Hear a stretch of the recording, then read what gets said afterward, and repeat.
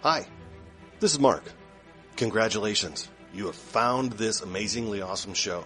Chances are you're listening to it right now on whether it's iTunes or Stitcher Radio or some other mobile app that allows you to stream this amazingly awesome show to your ear holes. And I can't stress how awesomely amazing this show really is. But did you know that you can also catch the latest episode of this show on the Tangibound Network? That's right. Go check out tangiboundnetwork.com. You can look them up and you can listen to it right there. It's even mobile friendly. What more could you ask for? Which means you can pull it up on your iPhone or your Android, even your Windows phone. Yeah, who has one of those? But still, point remains, you can do it. You can do it. Check it out, tangiboundnetwork.com. Listen to this show, the latest episode, every time. Check it out.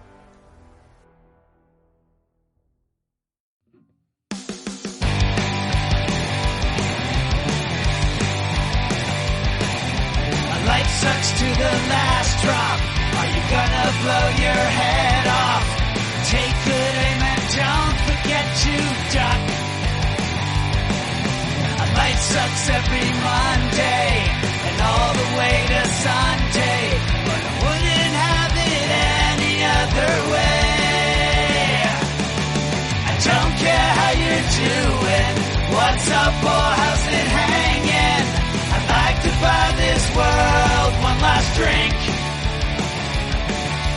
Life sucks all of the time. Stick it up your sunshine, and then you'll see the clouds every day. And then you'll see the clouds every day. And then you'll see the clouds every day.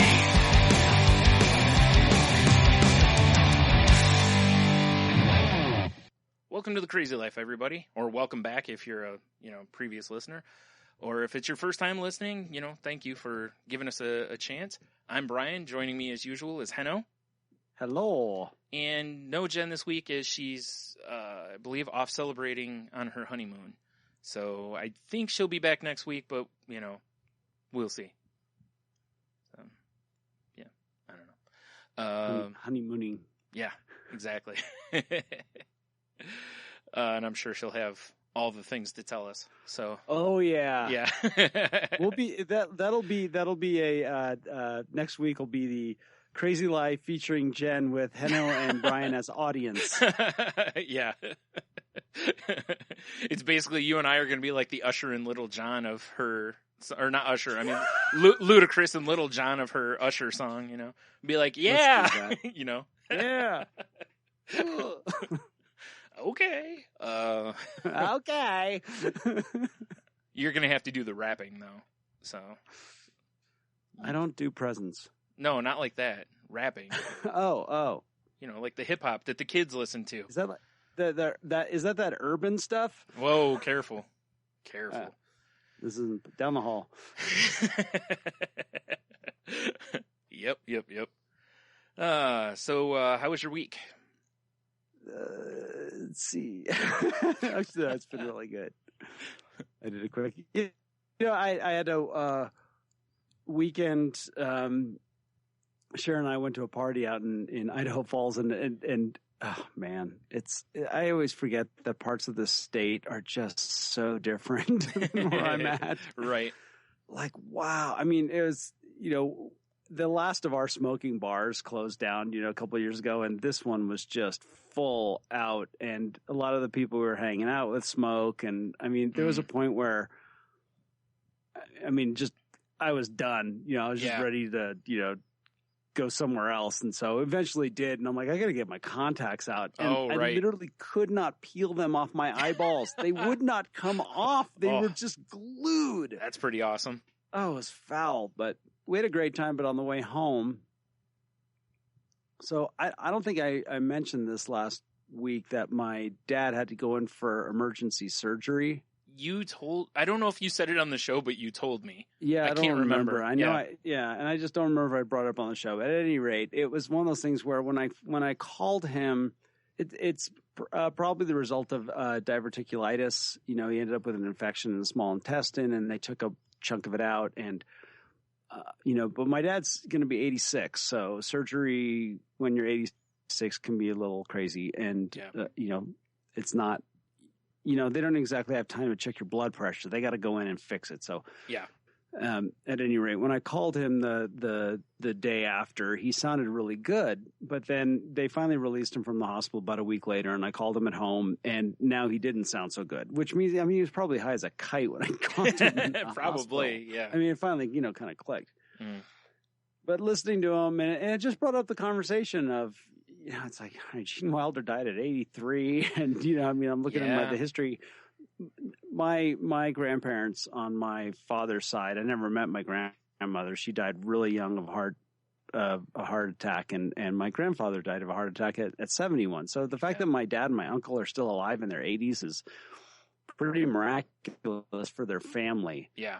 My mom's side is really long lived, but on the way home, I had a very frank conversation with Sharon about the whole deal, because it kind of sunk in that it's like, in the next 5 years, he's probably not around anymore. Yeah, I understand.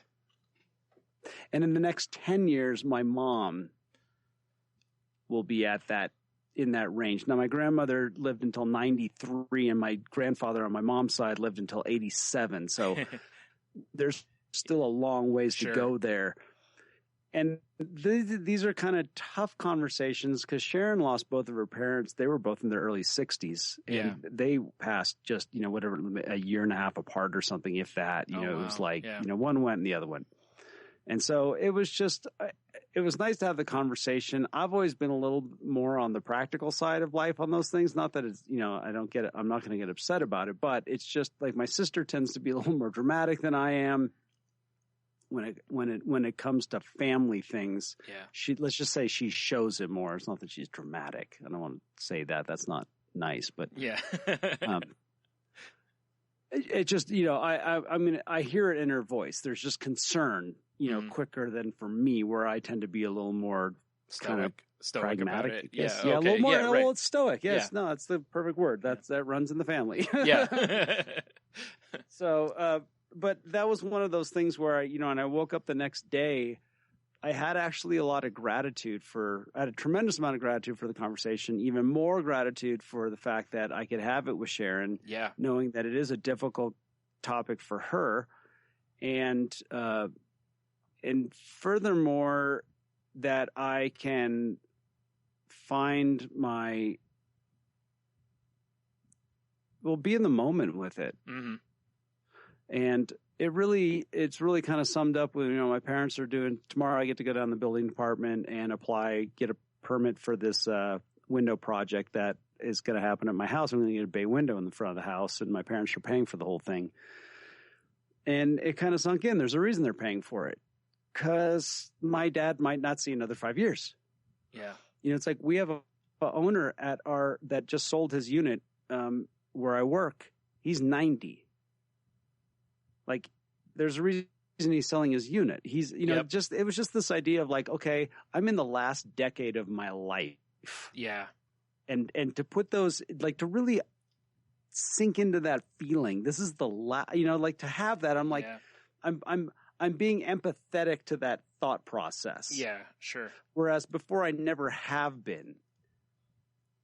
Yeah, because most people want to, essentially, it's, as we've talked, like the minimizing of stuff, and that's essentially what a lot of us slip into is, hey, I may not be around in 5 years or 10 years. And obviously we all know we could all keel over at any time, but anytime.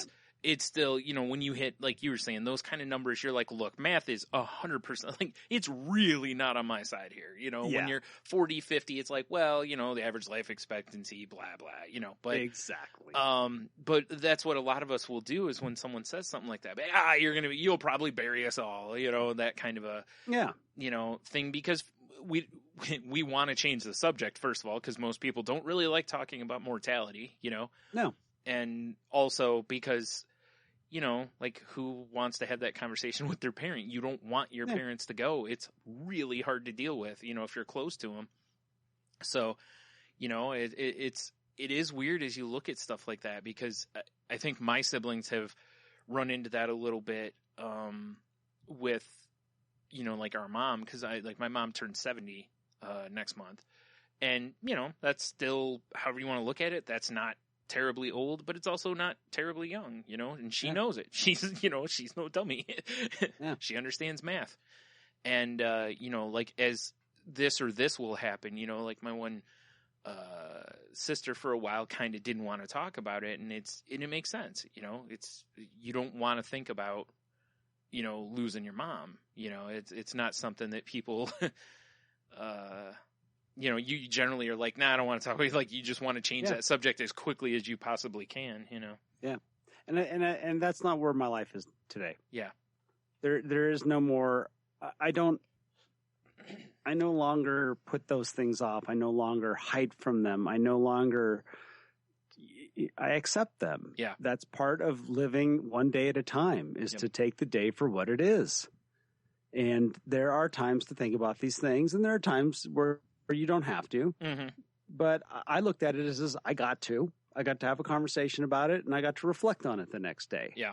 And I felt at peace with it. And it was like, okay, next, what's the next indicated thing? Yeah. And that was all right, back to work, back to this. And the rest of the week has been great in that, it's like back to the gym, back to, working out with Angela. And, I mentioned a little while ago that I still have, when I was having my, I suck and I am nothing but, worm.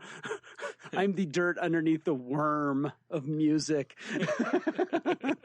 Right. Whatever lowly point I was at. I said that I had one thing I wanted to get done, and I pretty much got it done.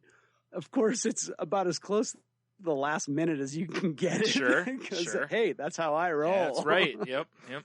But I got it done, and now it's like, okay, let's see what happens. Yeah, it was great because I actually was very inspired this week to play music. Like, I don't even think I hardly played any video games this week. Oh wow! Which was, it's been kind of like my solace, and music has been my solace, and podcasting and that kind of stuff. So really feeling like that, like I touched on, like I'm feeling a little bit more like myself. I'm really feeling it even more now, which is great. Good. And this next week I get to go to it. This didn't really hit me until it came up this week. I got a reminder email that I'm in training next week for 4 days. Unfortunately, it's happening when Sharon's going to Bend, Oregon. I'm like, oh man, I got to figure out what I'm going to do with the dogs. Oh yeah. But we'll get them all boarded. But what's really cool is I'm getting an opportunity to do this building operator certification, and it's a real deal. This is for, engineers and architects and anyone that's involved in building management, property management, facilities maintenance. Excuse me. It's and it's one of these programs where people can use it for their continuing education. And for me to maintain the certification, I have to do X amount of things every year and pay a fee for it. So it actually has a little bit of clout, and it's not cheap. It's really expensive. And it's the first time that my employer has actually put up some money for my education. Nice. And I'm really stoked about that. And it was when I was leaving work today that I really kind of hit me, like, once again, a lot of gratitude, a lot of gratitude for these things that maybe in the past I would have taken for granted. Yeah. And I'm just feeling, I'm feeling that I'm appreciating these things in life. Yeah. And it's amazing how much of a difference, it makes when you get to that point to where you can start being that way, know? And I know really anybody can show gratitude, you really could, but to seek it out, to make that your primary choice, to recognize situations where you should be grateful and to stop and pause and reflect rather than power through it and, I'll sleep when I'm dead mentality, with gratitude, or, I'll work, like I'll stop and smell the roses some other day. And so, yeah, it's been, that having the, even just having kind of the wherewithal to stop and reflect a little bit. Yeah. Has been really nice. And just speaking of gratitude, another great message from our good buddy Clint, thanking us for last week's show. And I just appreciate him reaching out again. and saying that. Yes. I got one from our friend Matthew, also.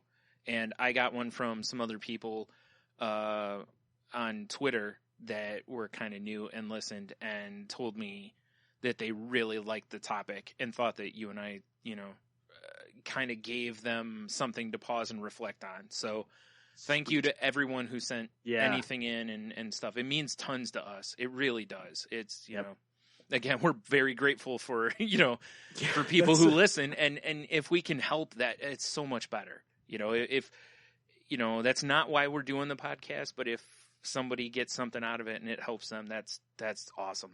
I'm couldn't be happier about that. Me too. So how about your week? It's funny. You mentioned music, and I was just telling you before we recorded that I listen to podcasts, and as much as I, love listening to podcasts, when I get pulled away from listening to music, I always hear the calling, it's always like, there's just something about it. It feels like such a part of me that when I drift too far away, it's like, nah, I got to go back and make myself whole again, and listen to, and it doesn't even have to be like that, oh, this is my core music. It's just, I need to get music that I enjoy back into my head, because it improves my mood. It gives me a want to do things, like I was editing a podcast a little bit last night and doing some other stuff. And, I had a punk channel on, and the tempo of the music was really kind of getting me going, like the energy of it. And I was like, hey, I'm feeling pretty good right now. So I just was like, well, basically I'm going to do everything I can do right now. Like, I'm going to do this. I'm going to, set something up for down the road. I'm going to, I was doing stuff. And because I realized with depression, you don't get, I don't get weeks, or I don't get 3 or 4 days where I have this feeling. So when I do, I have to take advantage of it, kind of a thing. And it's one of those where we've talked before how I have a lot of all or nothing situations, to where on days like that, I'm feeling good. I feel like doing things. I need to do all the things, tomorrow and today, honestly. And whether it's the hangover of it or not, I don't know. But I woke up today and it's dreary. It's rainy here. It's cooler, and my head was killing me because my sinuses. And I was just like, ugh. And it's like, I don't want to get up, but I knew I had to post a podcast, and I knew we were going to record. So I was like, well, I have to, in my head, but I put it off and put it off and I just lied there for a long time. And then finally, I forced myself out of bed because, I got to eat. And, it's weird. I've been pretty good for the week, but last night I felt recharged a little bit. And today, again, listening to music and stuff I enjoyed. Even though at the same time, I'm also, for the rest of the day today, I was just kind of meh,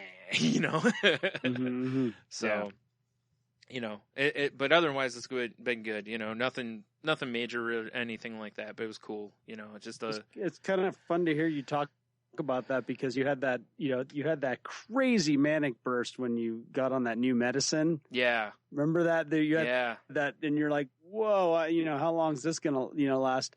And, and there was always that possibility that you didn't get even an inkling of that again. Yeah. And it has certainly been that way to where, and I've only been on this medicine for a couple weeks. So, I mean, there is maybe potential that some of my occasional energy off the last week has been a little from that to kind of getting back on the medicine. I don't mean like the manic part, but just to get the floor's gone, so I can't. Exactly. Yeah.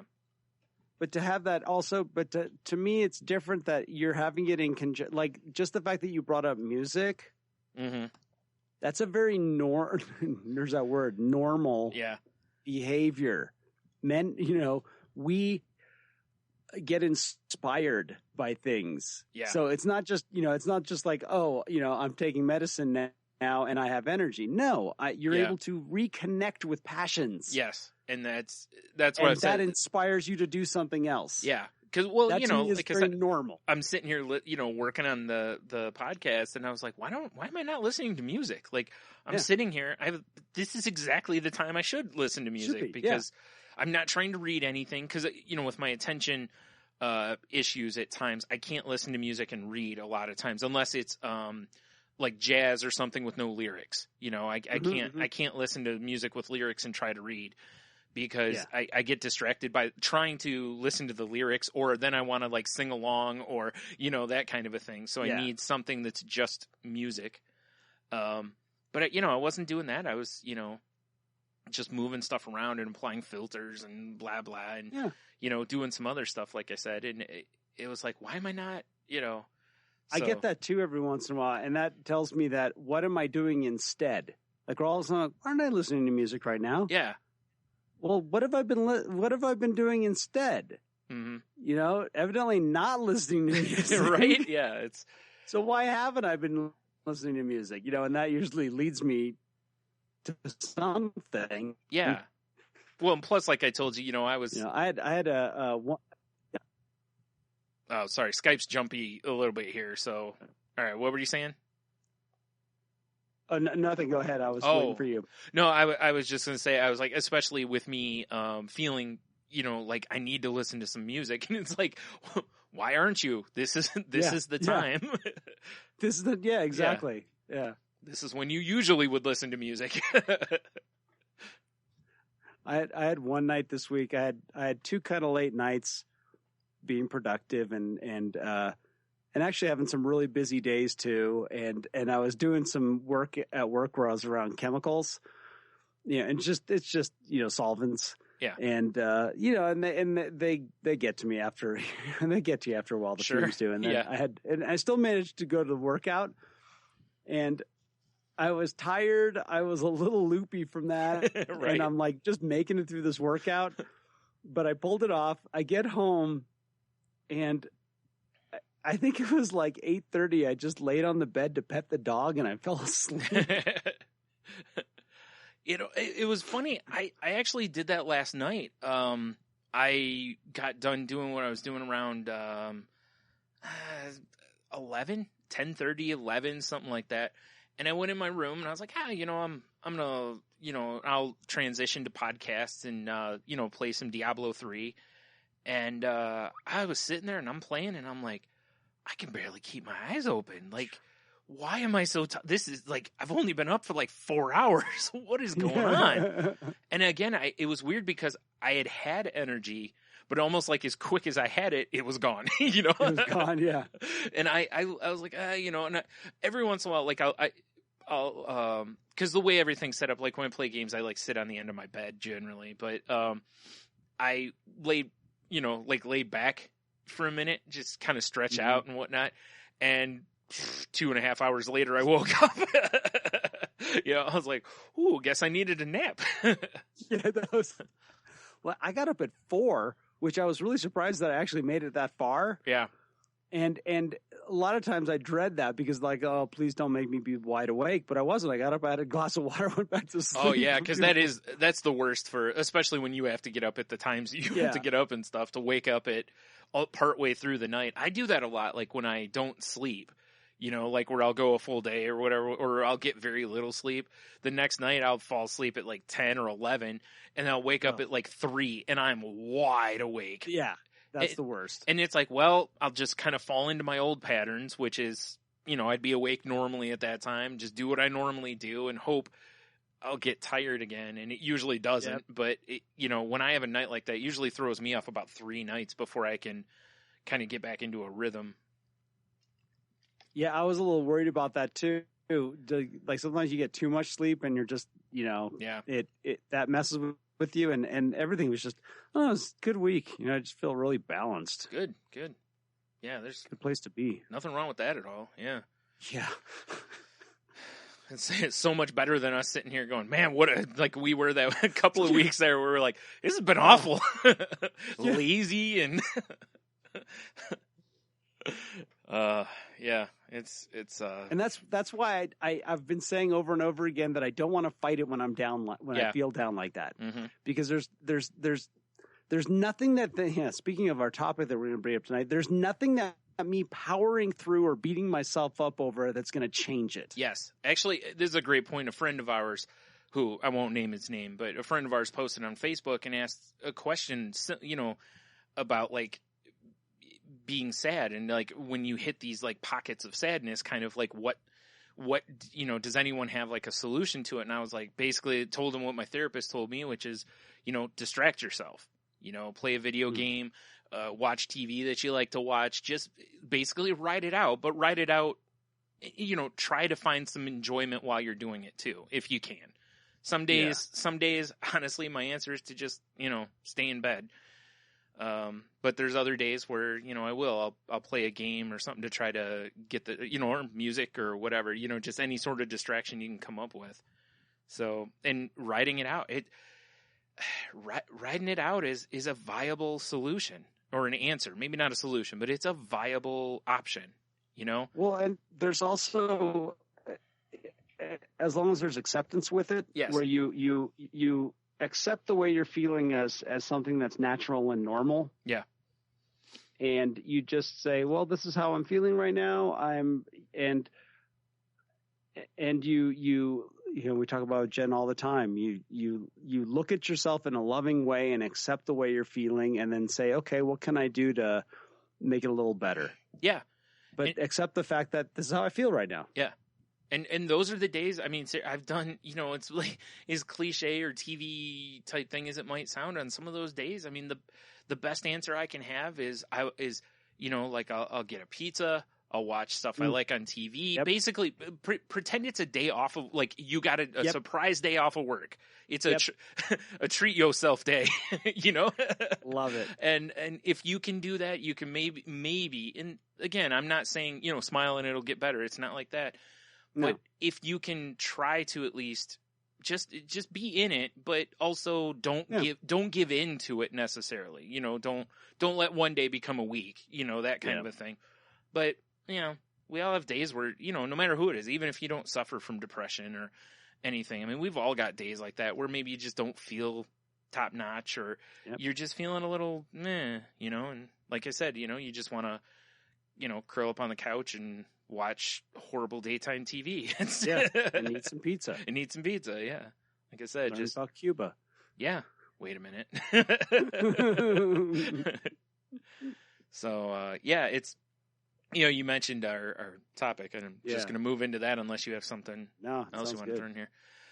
You actually brought this up, and this is a topic I hadn't thought about before, but such a great topic, which is high functioning and low functioning depression. And you have two things, I can't talk, 2 articles that you had sent, or one's an article, the other one's kind of an article, but it's got some tips in there that are great. It's really interesting to me how a lot of people probably don't realize this even exists. That there are, like, I am currently a low functioning depressive. You know, like I don't work. I tend to not do a lot of things. I'm introverted and you know, stay home a whole bunch. But at one time I wasn't. I was going to work all the time and all this kind of stuff. And then getting, you know, then dealing with my depression on basically my own time, you know? And a lot of people fall, and it isn't a black and white thing too. You can easily fall in between these to where you kind of function and also, you know, so, it's something that if people don't know about it, this is something that definitely needs to be talked about because as we'll talk a little bit in here, you know, the one points out that, how dangerous being a high functioning depressive actually can be. Whereas like, you know, the example the one gave, talks about like how someone like me is being a low functioning depressive. Like you can look at my behaviors and go, there's a problem. Like he needs help. Or I can look at me and go, I need help. This isn't air quotes normal, you know, like you know, he needs to be able to get help because he can't even bring himself to work, you know, like he can't do this. He can't function for this and this. Whereas a high functioning person gets up every day, goes to work, does things, comes home. And then again, you know, like I said, it's, you know, like me in school, I would say I was a high functioning depressive in high school and stuff because, you know, I'd go to school, do what I had to do, come home, sit in my room, and just basically wallow the rest of the night, you know? So, anyway. Do you want to read this, Heno? Sure. Okay. The 4 signs. Okay. So this is we'll post the link for this, but it's called 4 Signs of High Functioning Depression Everyone Should Know. And, talks about what Brian already said about the idea that this could be actually more dangerous because you think that you're just, they were just basically saying that they see more suicides with people that have high functioning depression than more extreme cases, because you observe someone that seems to have a perfect life rather than, there's that normal word again, but that, the surface is deceptive compared to what's going on the inside. And and I'm just going to quote this: while on the surface it might seem like a high-functioning depressive is powering through and triumphing over their mental illness by brute character alone, the details of that fight are much more grisly than some people might realize. And that's that internal battle that's going on with ourselves and our ego. And I can totally relate to that from an addiction standpoint, where, it's the part where I talk myself into that I'm fine. Yeah. I got this handled. Mm-hmm. I'm doing okay. And in the meantime, on the inside, I am burning down. But I'm not going to admit it because, hey, I'm still going to work every day. I'm still, I'm doing all the things I'm supposed to do. Right. And myself. One of the things that people will get asked essentially with mental illnesses are, does it affect your life? Is it affecting your life in a negative manner? So, well, I'm getting up every day. Boy, that's such a great question. Yeah. Like I'm getting up every day. I'm going to work. I'm hanging out with my friends. No. Yeah. So the answer is no. It.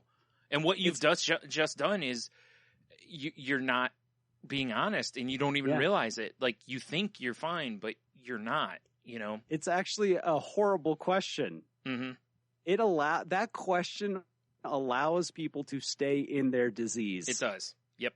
But it's one I've been asked I don't know how many times. And usually there's better questions. I will say this. And again, a professional will get around this, but again, you've got to get to a point that you're going to a professional, and because like my doctor's office has not a quiz, but a sheet with like 10 things on survey. it. Yeah. Do you suffer, how often, whatever. And basically if your score is above a certain number, your doctor will then talk to you about like, hey, is everything, do you need help for this or that?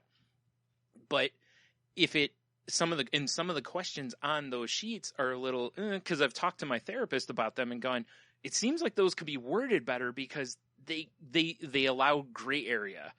And when you allowed gray area, that allows me to essentially win a point back, and, oh yeah.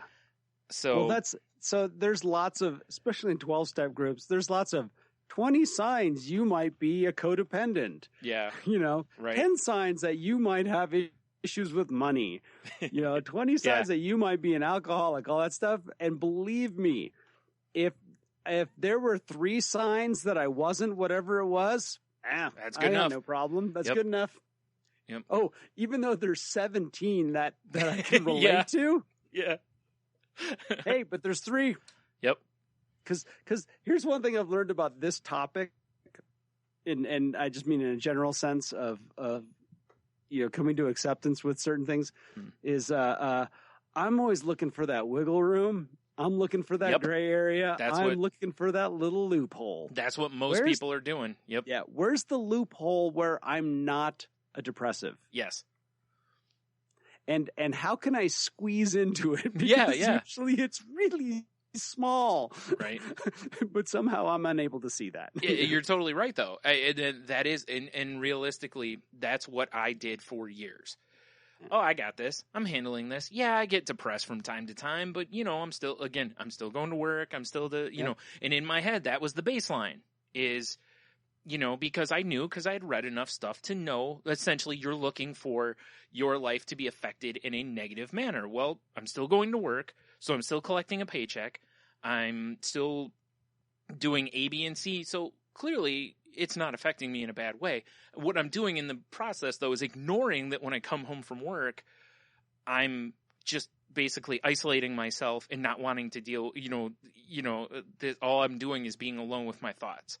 Like I'm not understanding the B side to it. All I'm doing is looking at the ups and not looking at the downs. And the questions are aimed for you to look at the downs, but they allow that ability for you to not look at them because you can over-focus on the ups.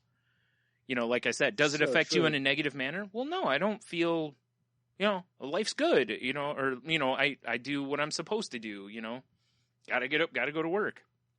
Check that off the list. I ate my food today. Check that off the list. It's like, but I come home and I cry in the shower. But I do the other things. Like you said. Well, like you said, that's on your personal time. Yeah, exactly right. Yeah. Which I find that's a great quiz. I found time to be depressed on my time. Mm-hmm.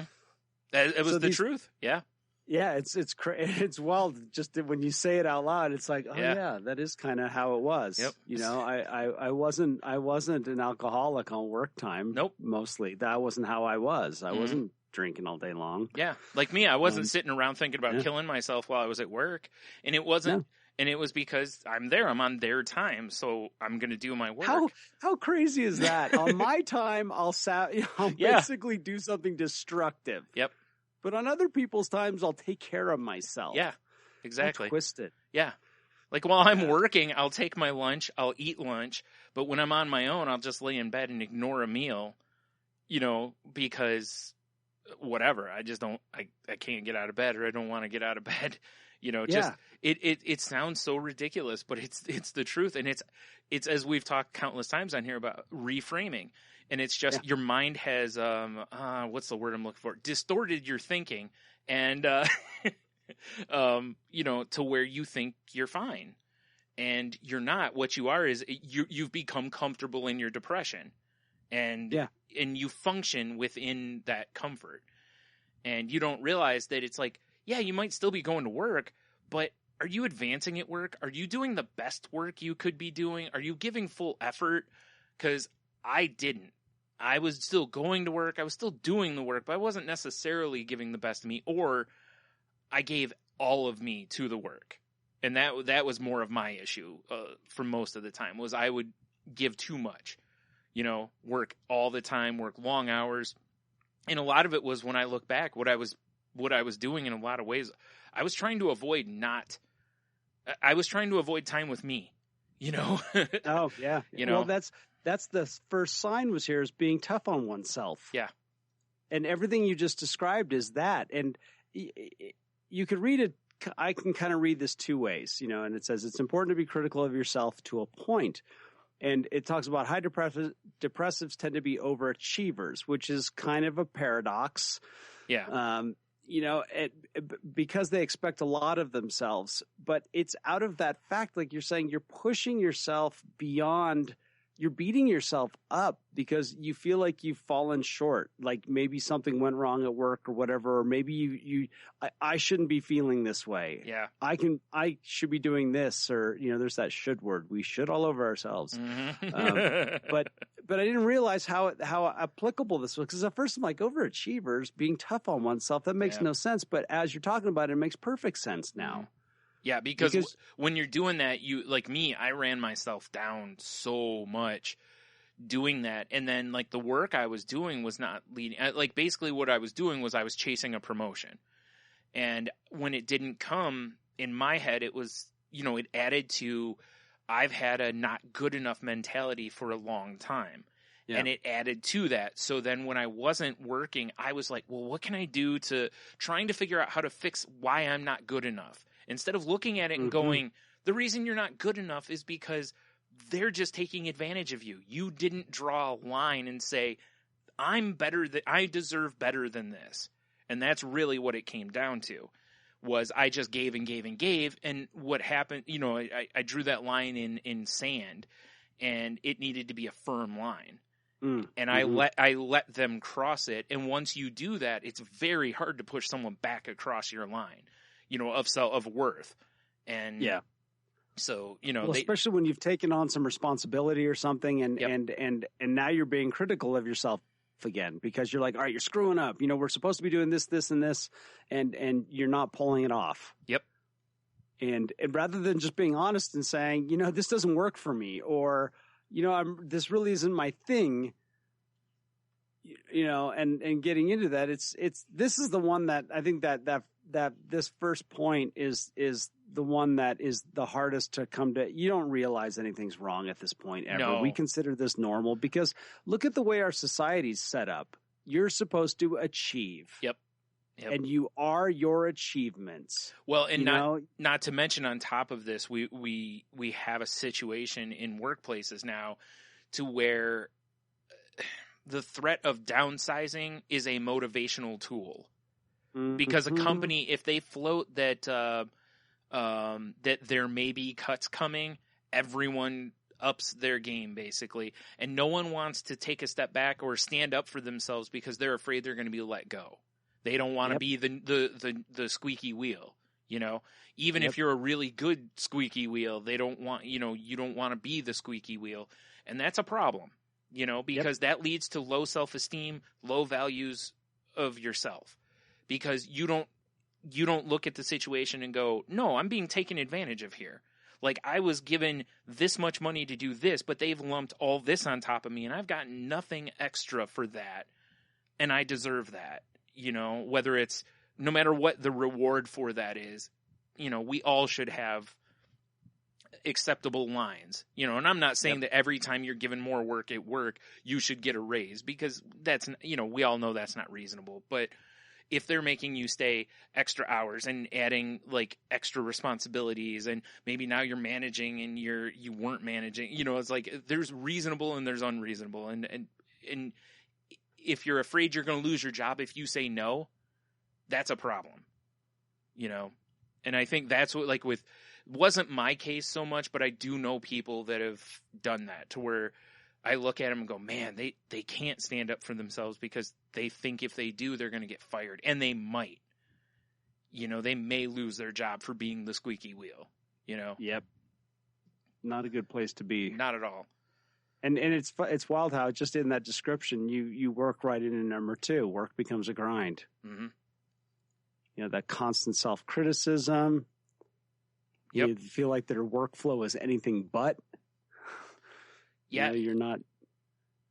And this isn't necessarily just what you do too. This and the first one too. Both of these get worsened by your work environment too. You know, because depending on where you work, they can add to this. Like me, I would go in and, you know, work anytime they wanted me to work. I bust my butt. I was always on time. I filled for other people. You know, I did all the things that you're told to be open and receptive to, because employers like that. And yet when it came time for a review and I was like, hey, I feel like I deserve a promotion or whatever, most of the time it's, well, you're not doing this. And it's like, but I'm doing all of this. You know, but one thing, and that's what, you know, so that led me to, well, I'll show them, and that's what they want from it. You know, because now I'm highly motivated, but they don't have to pay me anymore. And in the end, what happened was I got to where every day I went into work, I kept taking on more and more and more, and eventually my legs got weak. You know? And I couldn't push, as it says in here, you know, it can feel like dragging a heavy boulder against the tide. And that's what it was. I got so burnt out on work, you know, and it makes for a really rough situation when you're not at work too, because, you know, you have to find a way to alleviate that. Yeah. And I think a lot of, like, I know people, and I'm just going to call them normies, because that's what they are, that go through the same things at work, but it doesn't affect them the same way. Yeah.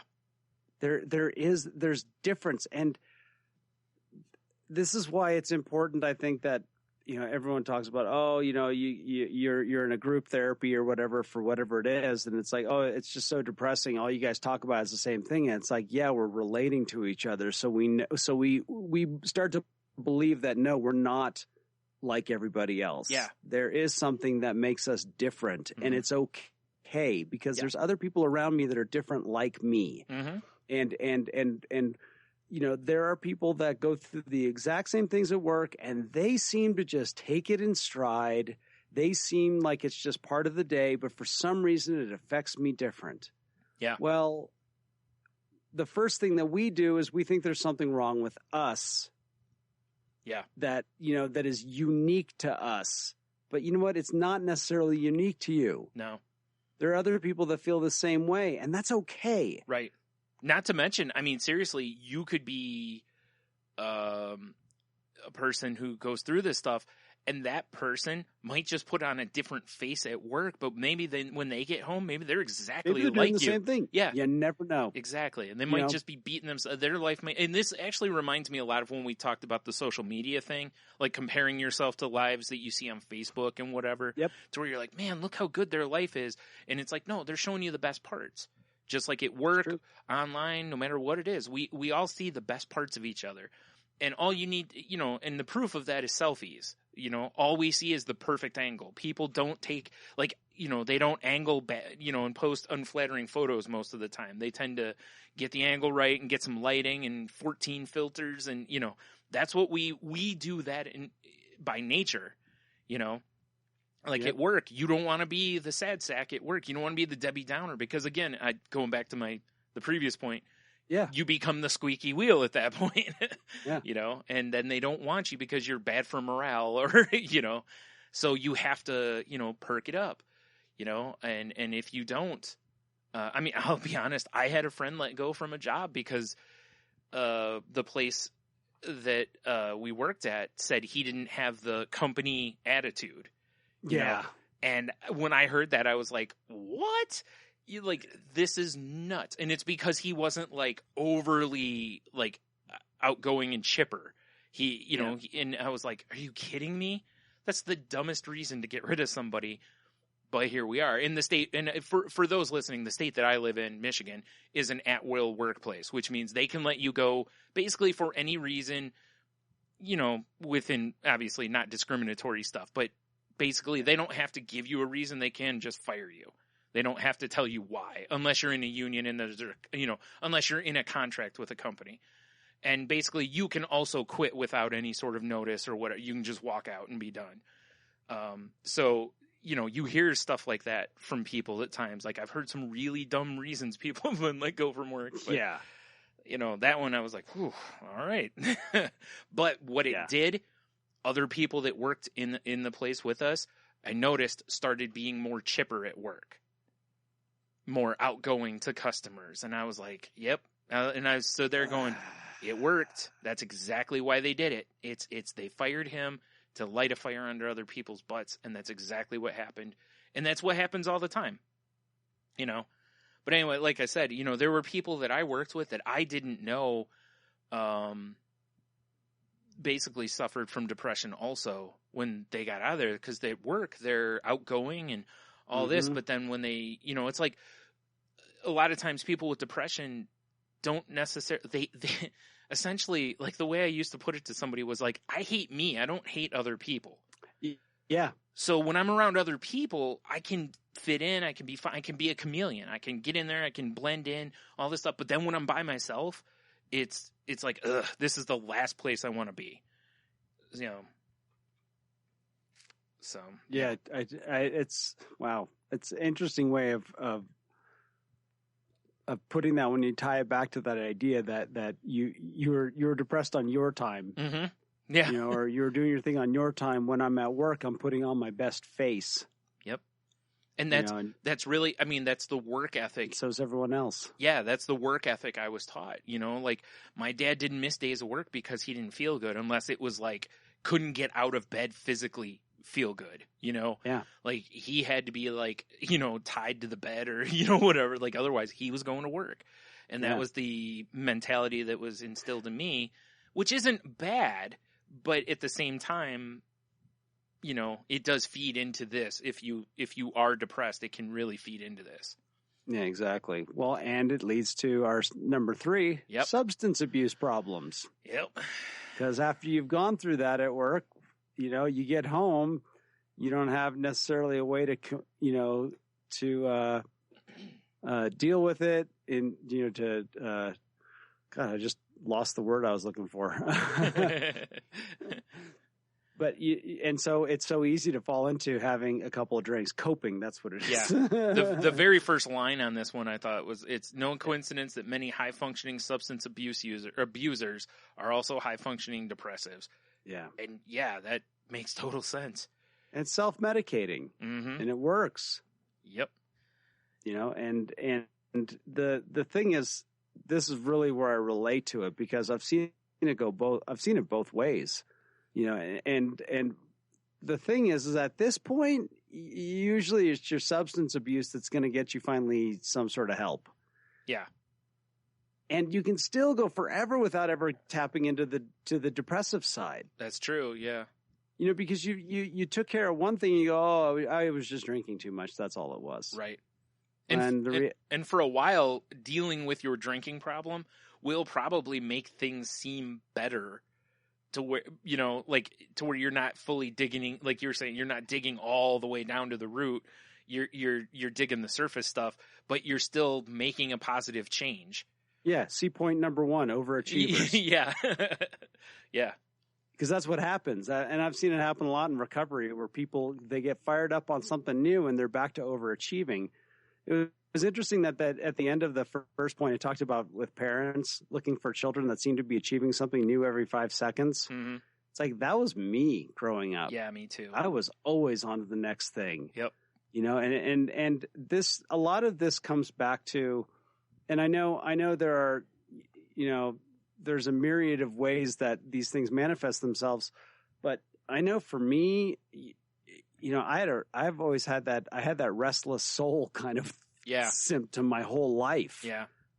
I just didn't know why. I didn't know what it was. Yeah. I still kind of do a lot of the times. Like, I have a hard time sitting and watching TV, because I feel like I'm wasting my time, which is actually number 4 on this list. But anyway, but I feel like I'm wasting my time. I feel like I should be doing something else, or I want to do something while I'm watching TV, or this, even like I'll be playing a video game and I'll stop in the middle of it to do something else, kind of, because in my head I'm like, oh, I should be doing this too. And, so if there's any sort of load time or this or that, I'll have some other thing to where I'm doing multiple things, but it's like, I have to, like you were saying, it's like I moved on. I have to achieve. I want to keep achieving, and it's such an odd thing, but that's what it is. Again, I'm not allowing myself any gap to deal with myself. That's what I'm doing, is I'm trying to fill all the nooks and crannies so there's as little a time with myself as possible.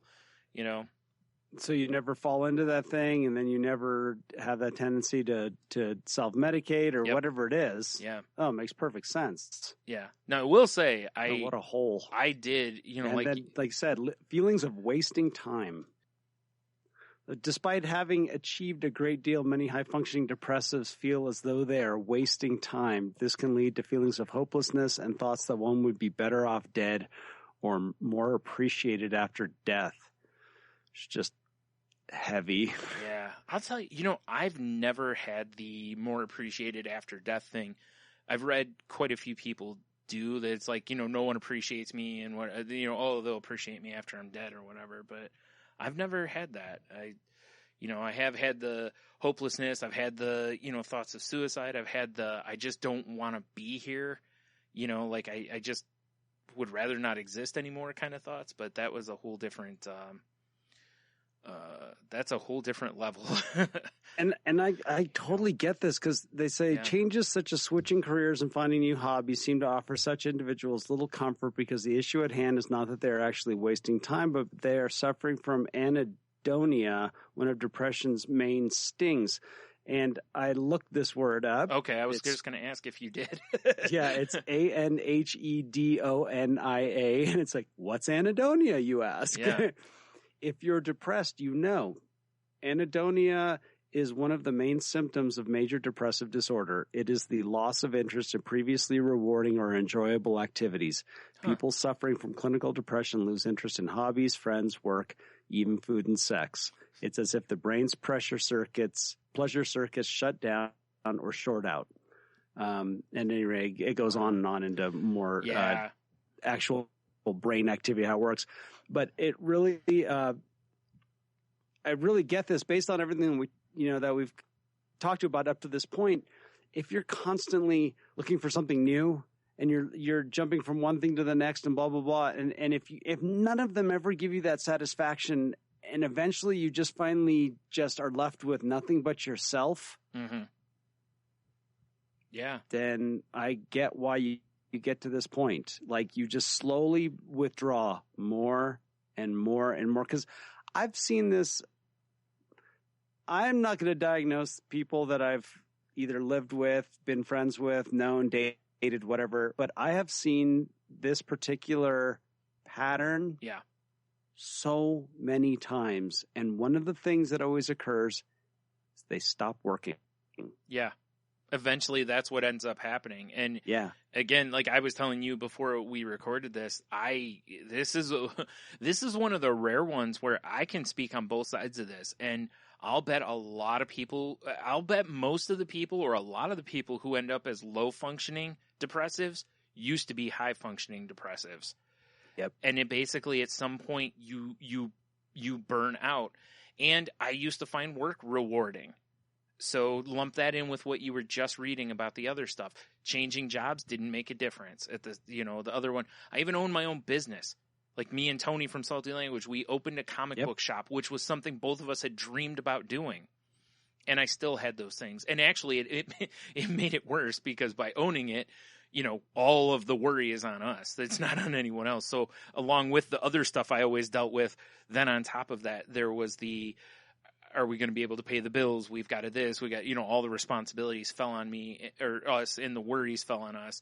So that adds to the whole thing. And plus, it occupies all of your time because you're the owners, so it's I can definitely say, if you're a person who suffers from depression, maybe don't open your own business.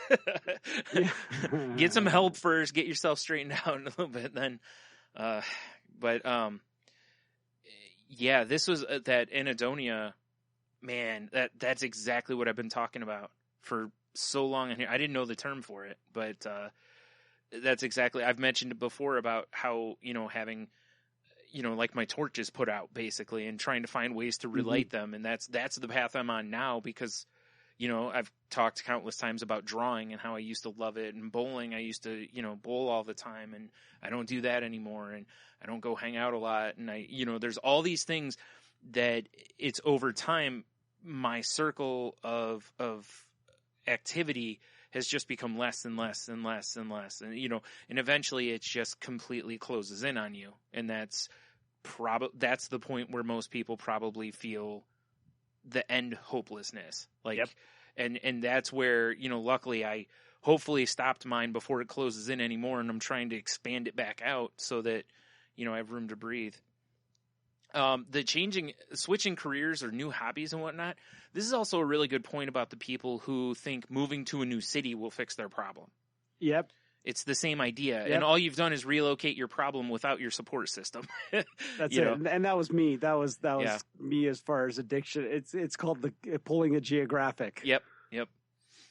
Yeah, because everything else keeps coming along with you. Nothing else changes. Mm-hmm. This is really at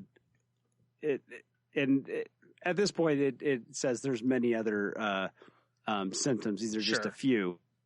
And then I'll just end with the good news. The good news is the high functioning depression is very treatable, and the prognosis is good. Those with high functioning depression are very likely to become deeply involved in their therapy and may find enjoyment in the self-discovery process that is part of cognitive behavioral therapy. And this is where you go back and your liabilities become your assets. Right. Now, I will say this. The first thing popped into my head, again, I spun it the wrong way, which was just to give the difference. Heno spun it the correct way. I spun it the negative way. And that was, sure, it makes sense that they become deeply immersed in their whatever because they're overachievers.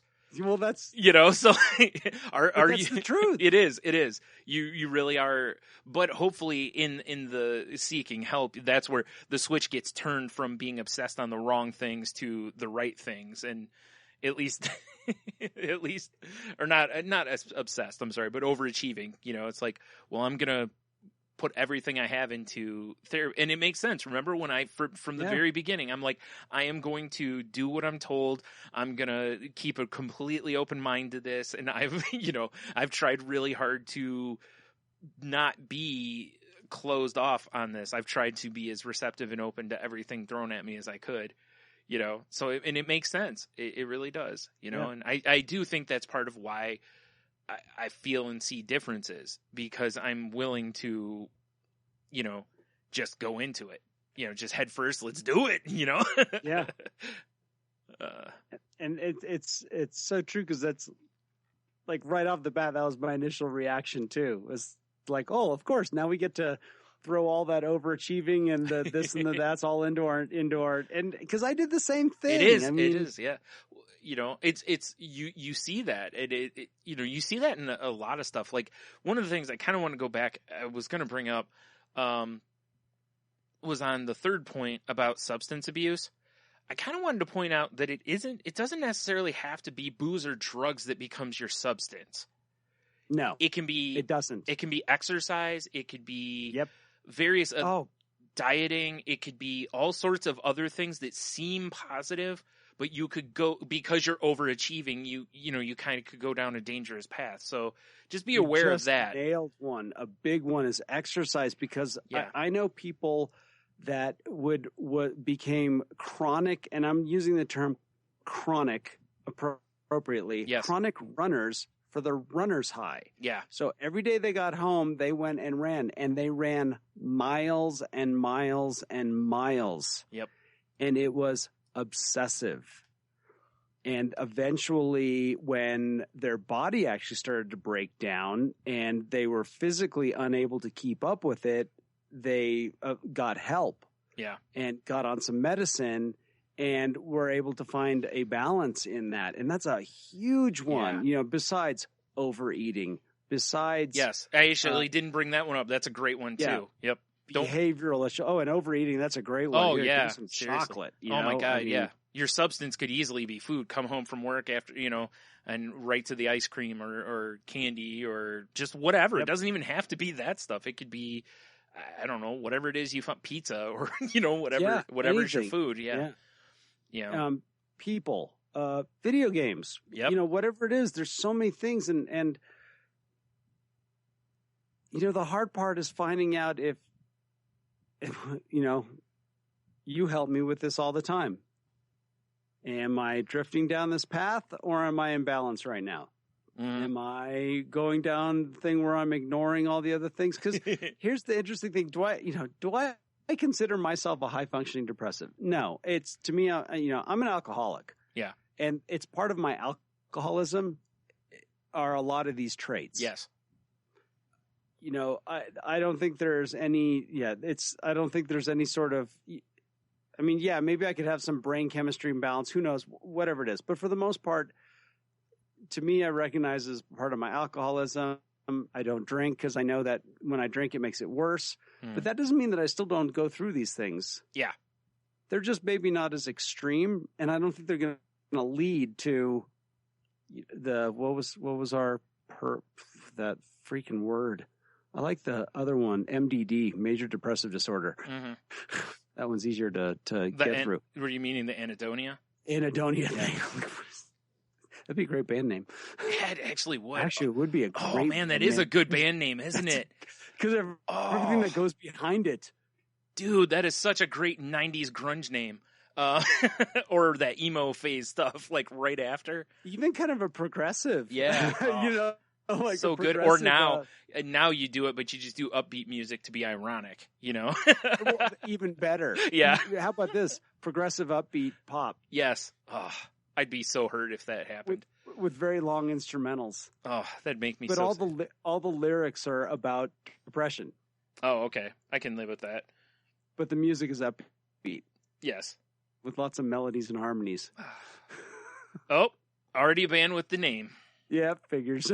I had to look because I was almost positive. Yeah. Oh, that's great. Yeah. Or was. I don't know if they still are together, but they were. Well, their bit wasn't good enough. Their shtick. Well, no, I actually no. Let's slow Are they down. still good? I actually think the lead singer may have died. Ooh. So let's slow down for a minute. Yeah, slow down. But I think one of the Of course, they're a Swedish black metal band. I was just gonna say it has to be a Swedish. Yep. I'm going to leave this up because you and I are going to have a listen after we're done recording. I got to find their music, but anyway. Yeah. That's funny. I was We like, kinda went- Swedish progressive metal band. Of course it is, yeah. Dang it. They have all the best names. That is a great name for a band, though. It is. Anyway. It's brilliant. Yeah. There's so much. So far you can go with that. Oh, no doubt, yeah. It's great. I'm jealous. Yeah, dang it. Well, there goes my dreams of launching a black metal band. So. Band, yeah. Just because I couldn't get the one name. That was it. I immediately, done. It's all done. Yeah. So much for overachieving. Yep. Done. I'm overachieving at quitting, Henno. I'm wasting my time here. Yep, clearly. Just oh, man. Oh, boy. This is a great topic, though. It really is.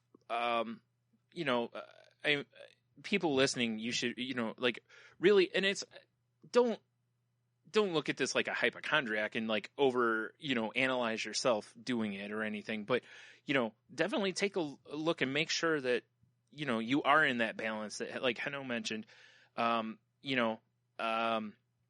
if you're not, try to maybe, seek out some help or figure out a way to return to that balance. Because, a lot of times, like if it's a work situation that kind of puts you in a bad way, a lot of times you can straighten those out, Yep.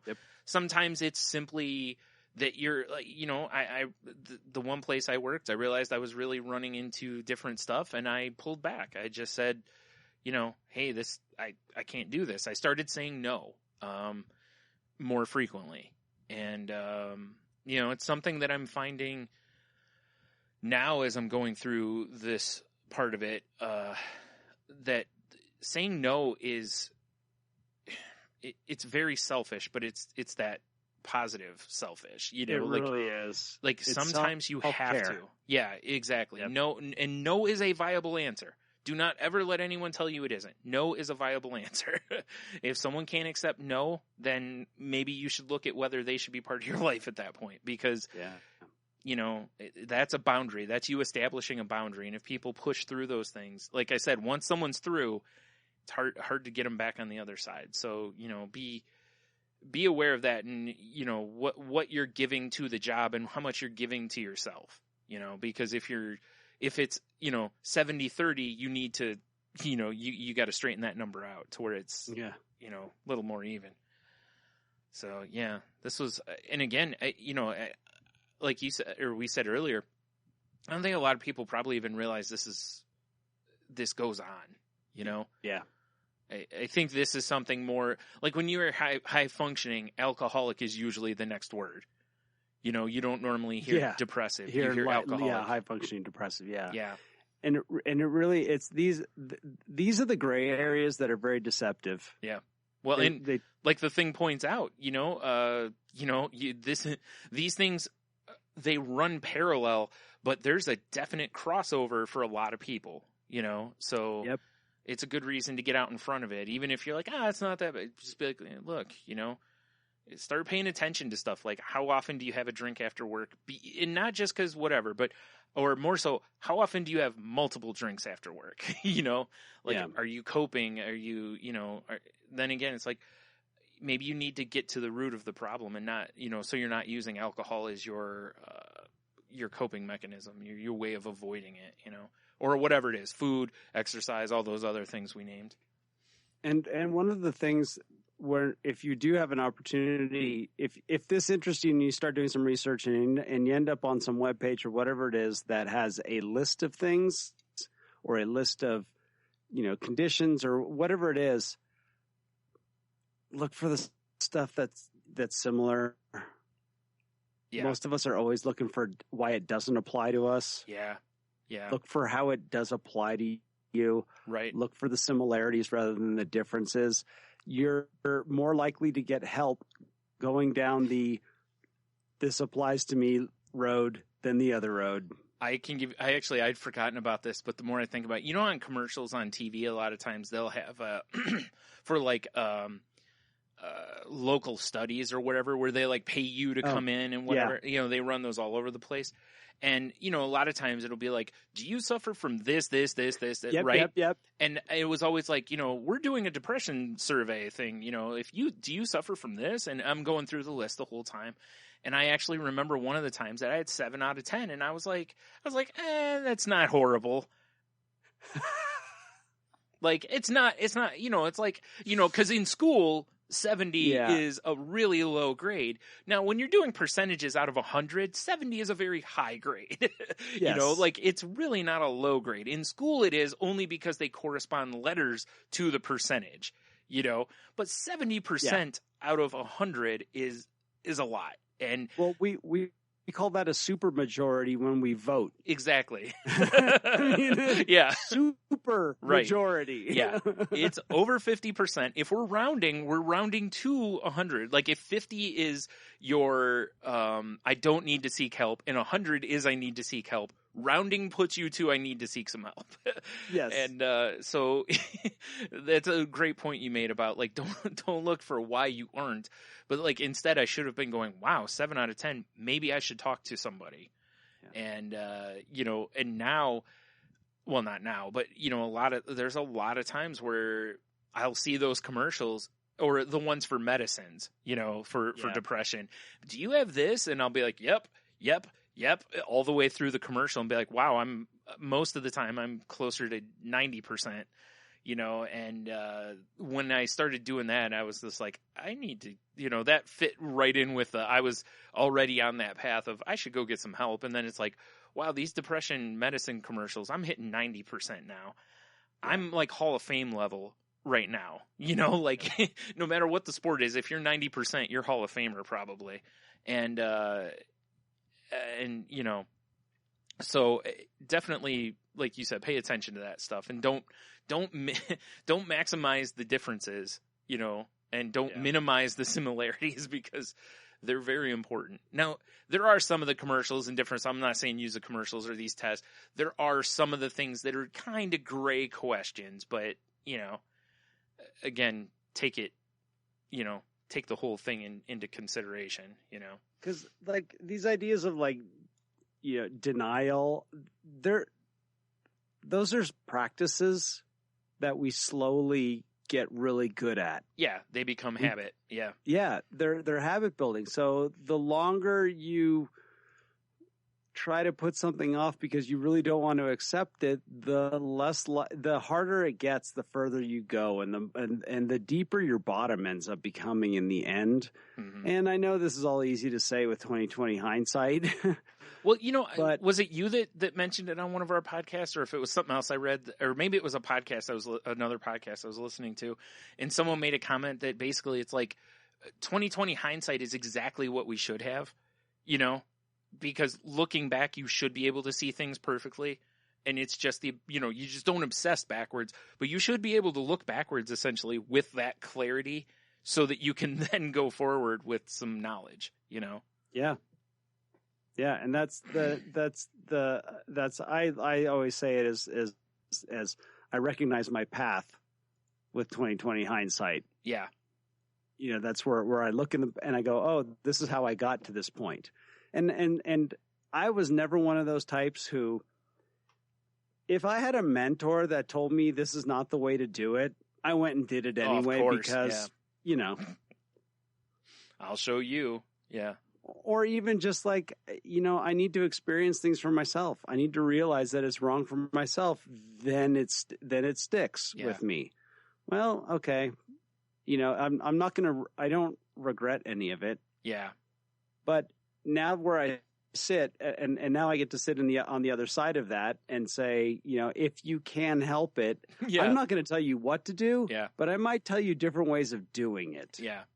I've done that with people where I'll tell them and just be like, look, you can do whatever you want. I'm just telling you I've been there and here's how it worked out for me. Well, that's, yep. That's my main thing is this is what happened to me. Can you relate to it? Yes. Great. Maybe you want to, maybe we can talk some more. Mm-hmm. If you don't, that's cool. Mm-hmm. I'm good. Yeah. Yeah, I've already made that mistake. I'm on to make new ones. Exactly. I'm sorry. I'm on to have new learning experiences. Yeah, reframe it. Reframe. It's like oh, you're doing that right now? Oh, you have so much further to go. Yeah. It really is. Yeah. Done that. It does. It reminds you of when someone tells you their age and they're 10 years younger than you or whatever. Oh, you just wait another 5 years, like it's even if it's true, it's just funny how we, Yeah. Like, you haven't experienced life yet. And it's like, you don't know what I've experienced though. Like maybe I have, yeah. Good stuff. It is. Yep. So yeah, definitely, take a listen to, to your own self at times. You got to pay attention to what your body's telling you, pay attention to what your brain's telling you. And, that's why these tests and these things exist, because they remove, this is odd. This will tie to something else we talked about earlier, but it removes subjectivity. You're right. And because you can't, I'm fine, because you're in the thick of it. And if you ask a friend, they may not see you enough to see this stuff. Whereas these tests and stuff, that's why they're so the way they are. Because, if they give you 10 questions and, you go, I'm on 6 or 7, it's like, and you tell your doctor you're at 6 or 7, your doctor will have a conversation with you about concern probably. Like, is this something you need to, do you want to, if you're like, I have 3 out of 10, it's like, well, now maybe just pay attention to make sure a couple months from now it's not 5 out of 10 or 6 or 7 or, like for me, I noticed over time those 10 questions, like I said, at one point I was at 70 and then I was like, wow, I'm at 90 most of the time, and that's, so just, try to be aware of it so you can maybe put off, or not put off, but avoid this coming to you. Maybe you can get help or, even if you don't get help, even if you're just more aware of some of the stuff, so you can avoid some problems, And always remember, there's nothing wrong with trying something new and maybe going and seeking some help. And if you don't like it, you could always go get your misery back. Yep, that's 100% true. It's one of my favorite things I've ever heard you say. It's so good. It's the truth. It's no matter what, you can always go back to what you were doing before. And yeah. So give it a try.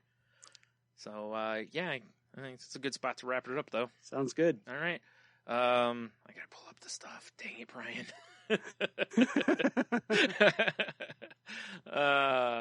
If you want to continue the conversation with us, you can reach us on our website at thecrazylifepodcast.weebly.com. You can email us at thecrazylifepodcast@outlook.com. If you want to send Jen something on Twitter, you can send it to Jen's Crazy Life. That's Jen with a G. And Henno, how can they reach you? Find me on Twitter at Ida Henno, as in Idaho Henno. And find me on Facebook at Henno Heiter. Oh, and I'm friends with your mom now. Yeah, I saw that. She told me. Awesome. Yeah. If you want to, the Twitter for the show is The Crazy Life Pod. If you want to see like when new episodes go up, and sometimes I post articles there. You can follow me on Twitter at Stunami. You can follow if you want to check out the other show that I'm on, which is Salty Language, you can check us out at saltylanguage.com, or you can follow us on Twitter at salty_language. I almost forgot this. We have a Facebook group that everybody should go check out and join. There's a lot of really good resources on the one page, like if you need help finding a therapist, or if different numbers for help if you're feeling suicidal, or just someone to talk to, support groups that I've seen online. You can find the group can be found at facebook.com/groups/crazylifepodcast. We're part of the Tangent Bound Network, which can be found at Tangent Bound. Jeez, can be found at tangentboundnetwork.com. We're also part of the Wicked Radio Network, which can be found at wickedradionetwork.com. If you listen to us on iTunes, Stitcher, whatever it is, please share, or like, or whatever the terminology they use. And also, please, leave us some reviews if you have the time. We would greatly appreciate it. Let's see. That's all the contact stuff. Yep. All right. So also, I'll tell you, we're not doctors, therapists, trained professionals of any kind. Just, two people this week telling you about their experiences and trying to share some tips that maybe it'll help you out. If you feel you need help, please do not self-diagnose. Please just get a hold of your doctor, or find a professional and get some help. If you're feeling suicidal, first of all, please don't act on it. Even if you're planning, you catch yourself making plans or how you would do it, the ideations of it, don't act on those. Please reach out to someone in your support system, or if you don't have a support system, call 911, tell them you're having a mental emergency, talk to your doctor. Again, I've got a list of support groups and numbers you can call if you just need a person to talk to, or call the suicide prevention hotline number, anything like that. But just please don't act on it. There's help out there if you need it. Again, if you've been listening, you can see it's, I maybe not down as far as a lot of people are, but, and it's a slow process. You got to put some work in. But if you want to get help, there's help. So Absolutely. I think that's everything. Whew. I think that's it. Ooh. All right. Want to take us out of here? Yeah, keep wiggling those toes and don't forget to keep breathing.